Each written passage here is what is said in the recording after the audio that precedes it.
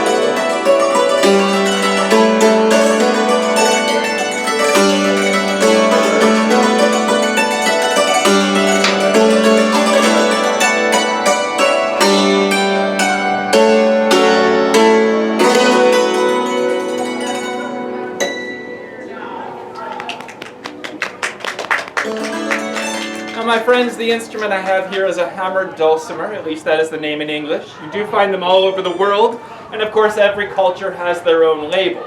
So in the Middle East, this is a santur. In Latin America, it is a saltarello, and in Germany, it is a hackbrett. Because German is such a gentle language. Das ist ein hackbrett, ja! It's basically the Renaissance and medieval piano before they had the keyboard on top. It's essentially just a harp that you hit. And it was invented about 900 years ago in the Middle East, likely in what is today Iran. Now during the Crusades, it came back to Europe as the Crusaders came home. It also went east along the Silk Road to end up in India, China, and Korea. More recently, conquistadors brought it to Latin America, and the English and Germans brought it to North America. So in the 1600s, the hammered dulcimer is everywhere in the world. And then they invent pianos. Once they put the keyboard on top of a dulcimer to invent the piano, it went out of style. It was nearly forgotten. But you still find it today in isolated parts of the world, usually in the mountains, because pianos are heavy. So the hammered dulcimer maintains a living tradition in a dozen places all over the world. It is the national instrument of Hungary. It is still popular in Bavarian folk music, as I said, in Germany. Popular on the Greek island of Crete, still played in Iran, still played in Turkey and India, still played in the mariachi music of Tlaxcala, Mexico, in the mountains, and in the States. It's mainly known for North Carolina bluegrass music, which is my long-winded introduction to a bluegrass tune. I originally learned this song because I like the title. It's called Whiskey Before Breakfast.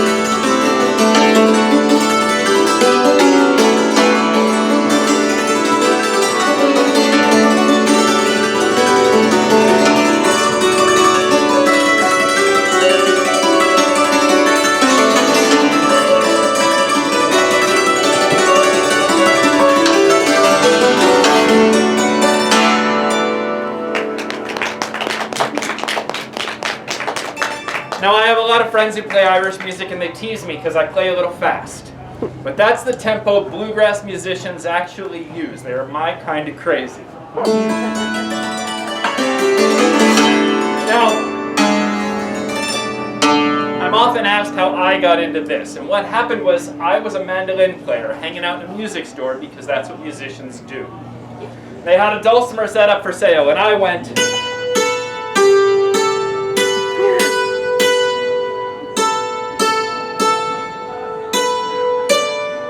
so I handed over a credit card like a responsible adult, and I took it home and I got obsessed, and I played for 5 hours a day.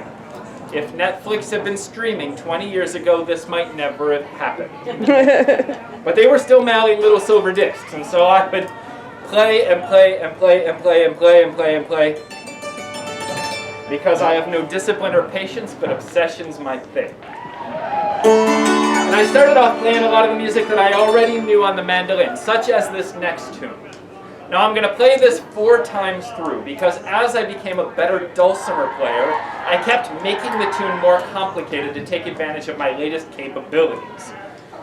So I'm going to play it 4 times through, each in a different arrangement, to show how this tune evolved over the first 10 or 15 years I was playing it. It's called None Such, and it started off as a very simple melody.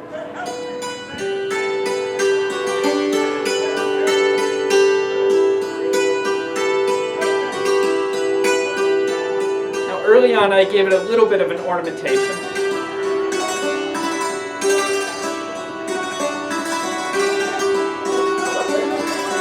And a simple harmony.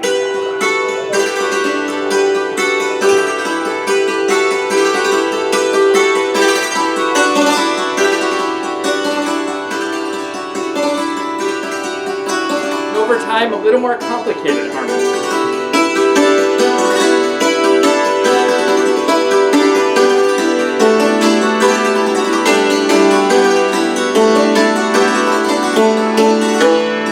Eventually, I had an independent bass part.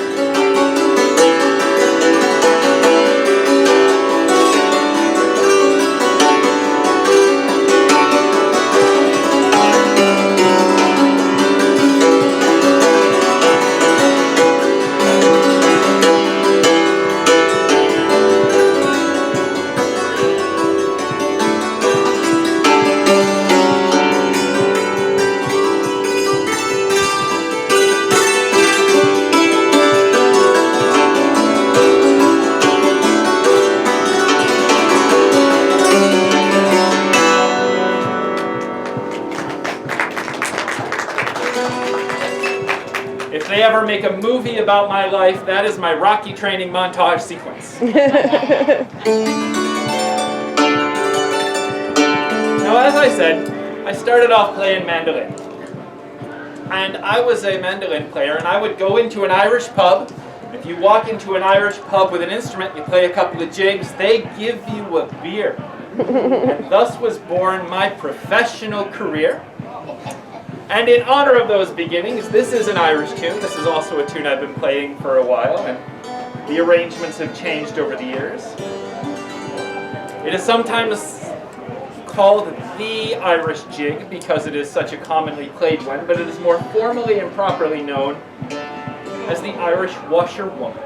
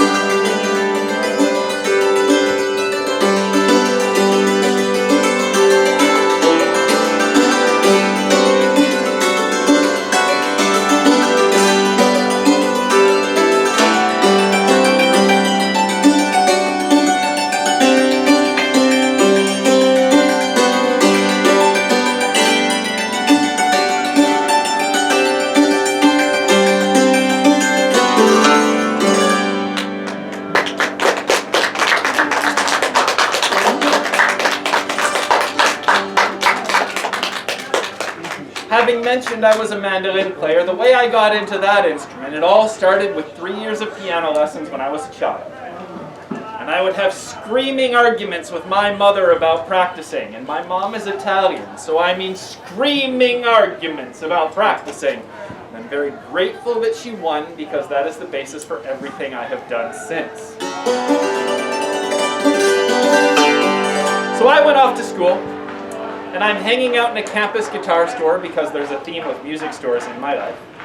And they had a mandolin for sale they could not get rid of. They had marked it down 5 times. It was 85% off. But I'm a broke college student, and so I can't even afford it at 85% off. But I call my mom. I say, Mama, you've always supported my musical endeavors. Would you buy me this instrument and call it a Christmas present? My mom says to me, yes, as long as you learn Italian music. So I learned 1 Tarantella and spent 10 years playing Irish tunes. But this is that Tarantella, la Tarantella Napolitana, probably the most common tune in the Italian-American songbook.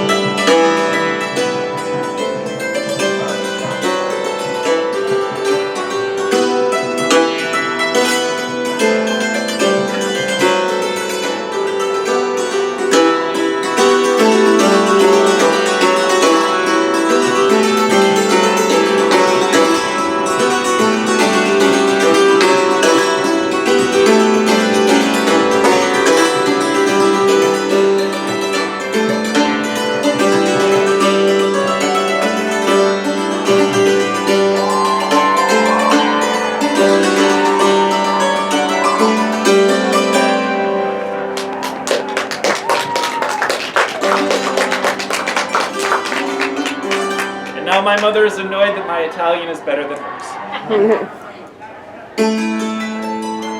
Now, I have been very fortunate that when I am not playing medieval events and Renaissance festivals, I am able to travel, and I help pay for my traveling as a busker, as a street musician, setting up on street corners downtown. And this next tune is a medieval hymn that I was playing in the Italian city of Reggio di Calabria. If you look at your map of Italy, it's here. I was playing this tune in Reggio, and a woman came up and started singing along in 13th century Latin-inflected Galician dialect Spanish. So we finished, and I said, "You have made my day." And she said, "It's not that big a deal. My husband teaches medieval music here at the university." So 4 months later, I'm back in the States playing at a Renaissance festival, and there's a woman on cast who speaks Italian.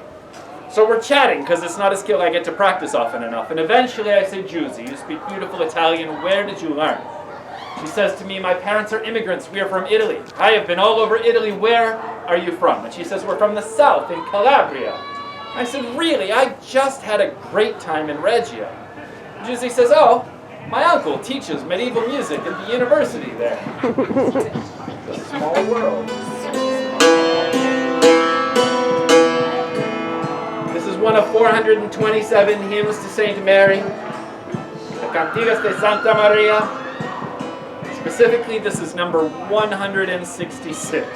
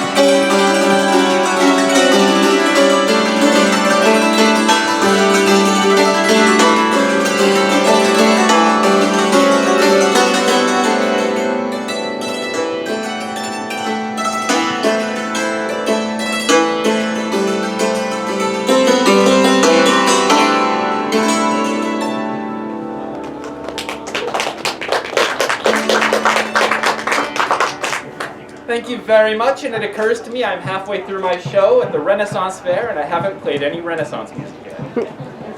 So I'm going to fix that. And this song is so Renaissance. It was written by Galileo's dad. Vincenzo Galilei, father of Galileo, is a big deal in music history, but we forgot about him because his kid invented science. However, he is a very important musical figure. Among other things, he helped to invent opera, although personally I have forgiven him for it. This is an Italian court dance from the late 16th century, originally written for the lute. It's called a Saltarello.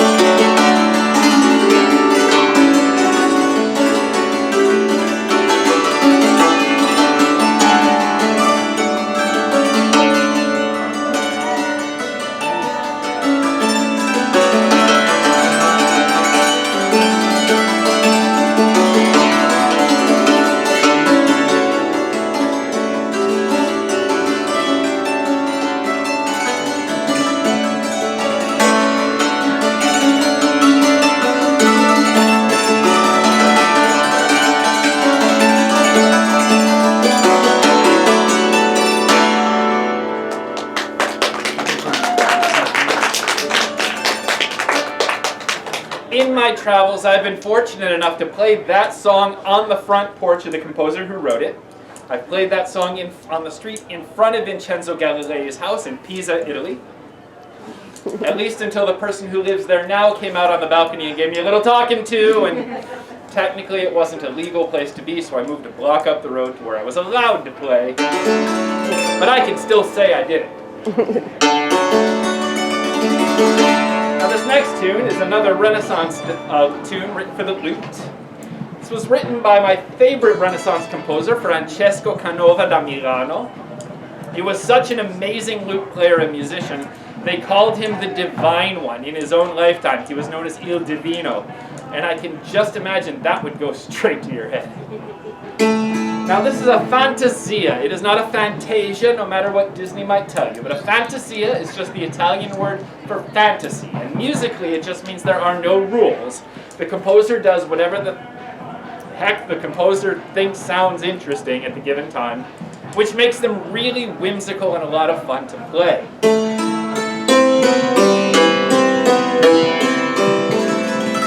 Now Francesco Canova had a cousin, also named Canova, who was a minor figure in Italian Renaissance painting. And one day I was in Milan staying at a Hotel Canova. And I went to the front desk and I said, "So is this hotel named after the musician or after the painter?" And the guy behind the desk looked at me and said, "It's named after the owner." Probably related to both of them.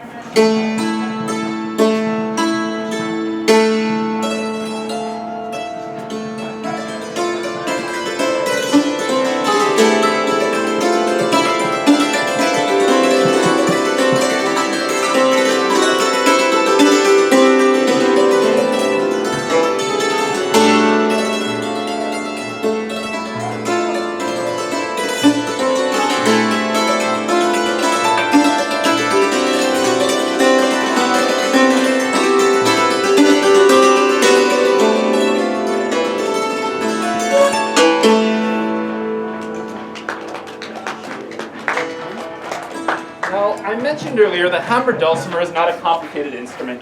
It's just a little strange. It's like any other instrument where all you need to do is learn your scales and then practice for 10,000 hours. Now, the trick is, because it's a medieval and Renaissance instrument, if I'm playing medieval and Renaissance music, it's very intuitive and simple. The more modern I get, the more strange things become, because I do have all the sharps and flats, but they're really inconveniently placed. So for example, C major scale starting on middle C, fairly straightforward. C chromatic scale with all the sharps and flats.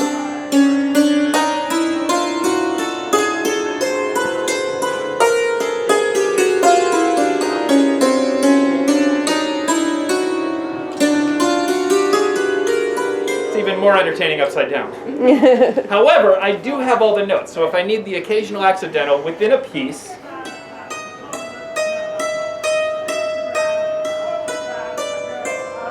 I have the notes. However, it's not two fingers right next to each other the way it would be on a piano. It's a little more of a stretch.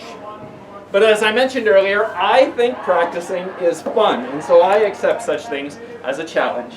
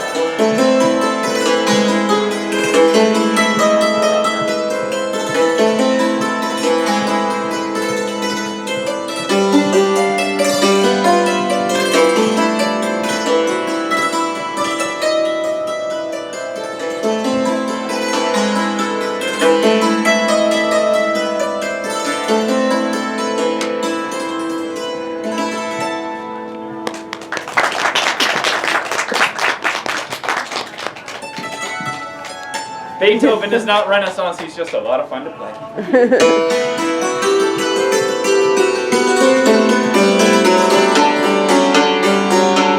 Now my friends, I call this next medley my all-request set because the two most common requested tunes I get happen to fit really well with each other. So this is Scarborough Fair into Greensleeves.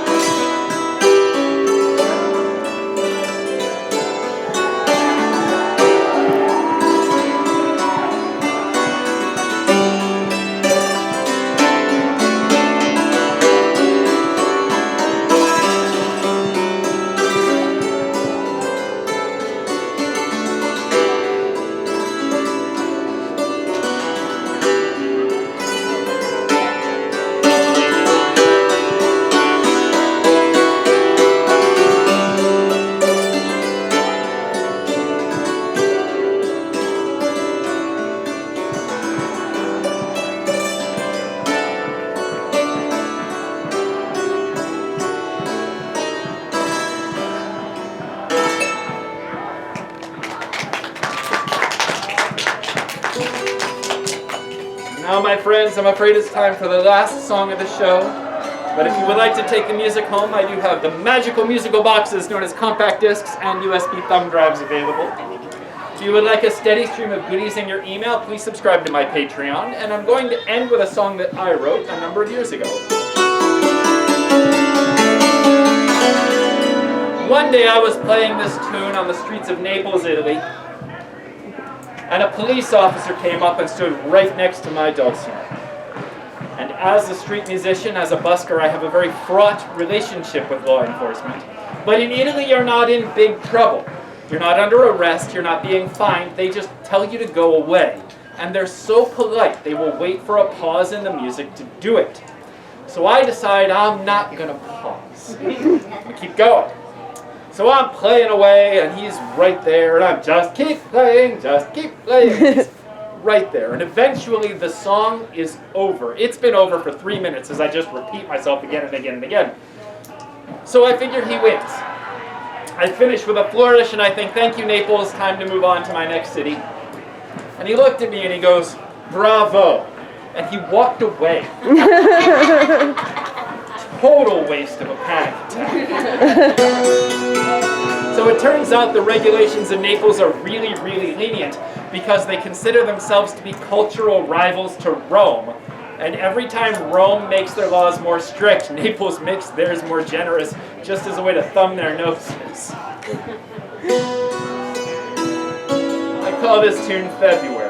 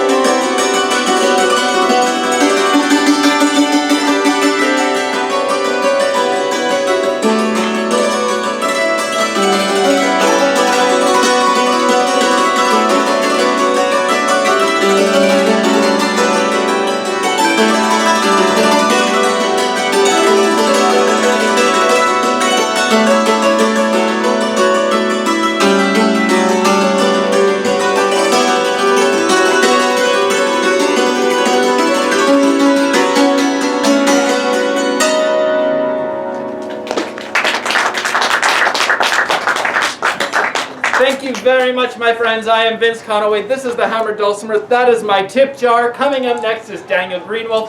Thank you so much for joining us today. Have a beautiful afternoon. Thank you.